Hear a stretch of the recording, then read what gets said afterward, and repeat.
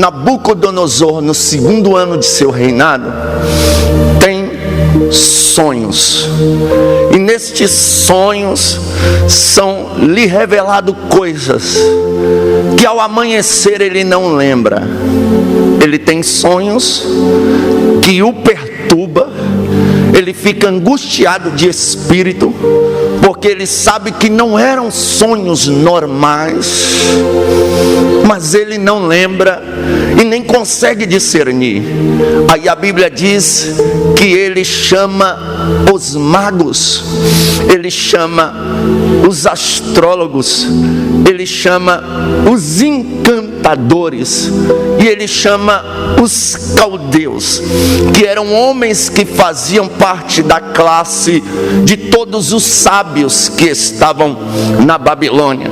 Porém, os profetas de Deus, Daniel, Misael, Ananias e Azarias, ele não chama. Ele vai chamar os magos, os encantadores, os astrólogos da época e os caldeus. Os magos daquela época eram os escribas da Babilônia, que carregavam de geração em geração, desde o tempo de Nimrod, os escritos antigos, os enigmas antigos, e dali surgiram os livros de feitiço, de magia negra e de idolatria, uma sorte de muita coisa ali. Eles tiravam desses livros. Estes eram os magos, aqueles que estudavam literaturas antigas e criavam delas livros de magia negra, de feitiçaria e etc. Até o dia de hoje tem esses livros por aí, e pessoas que pegam esses livros e se enchem dos demônios, eles dão trabalho para a sociedade. Ele chama os magos, e os magos não podem resolver a situação dele. Ele chama também os encantadores. Os encantadores, eles eram os murmuradores de palavras conhecidas. Esses homens, eles cantarolavam, eles tinham cânticos que moviam os espíritos malignos. Você já viu, ou pelo menos falar, ou pode ter presenciado pessoalmente, que tem lugares por aí, ambientes, que eles cantam diversos tipos de música para atrair espíritos. Tem canções que são para atrair espíritos, para invocar espíritos e também para adorar espíritos malignos. Uma cantora muito conhecida no Brasil, ela fez uma música que ela é uma declaração total ao diabo. A canção dela diz assim: a minha sorte grande foi você cair do céu. E ela faz uma declaração de amor. Ela fala: meu querubim de luz. Jesus, pregando sobre orgulho, ele disse: eu via Satanás cair do céu como um raio. Quem caiu do céu foi o diabo. Quem era o querubim de luz? Senão Lúcifer. A palavra Lúcifer significa querubim de luz. Então são músicas que são total adoração ao diabo. Esses eram os encantadores. Os encantadores também eram feiticeiros, como aqueles homens, Janes e Jambres, aqueles homens que estavam diante de Moisés, quando Moisés veio e transformou água em sangue, e eles, nos seus feitiços, transformaram também. Quando Moisés fez o cajado virar serpente, eles, nos seus feitiços, fizeram também.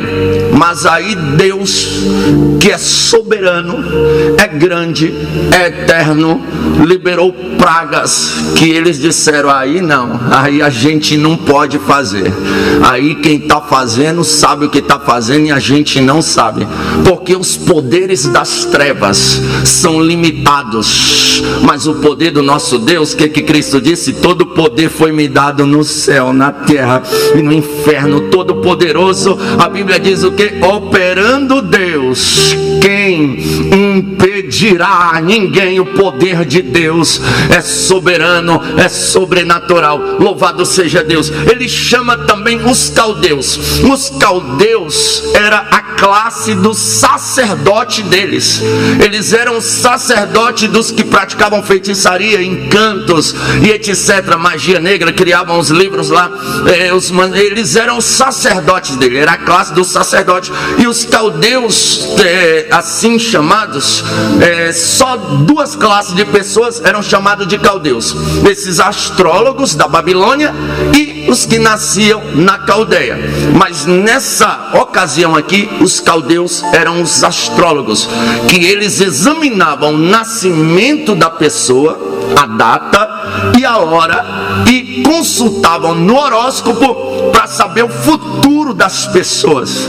Mas esses homens, mesmo tendo esse conhecimento todo no mundo das trevas, quando Nabucodonosor tem sonhos, caldeus não podem resolver, astrólogos não podem resolver, as cartomantes, os feiticeiros, os encantadores não podem resolver, aleluias. Mas Daniel chega e diz: existe um Deus no céu que pode revelar os segredos ocultos. Entenda, eu estou pregando para gente aqui que tem sonhos, glória, que o homem não pode resolvê-lo, o homem não pode cumpri-lo, mas Deus, existe um Deus no céu que realiza sonhos.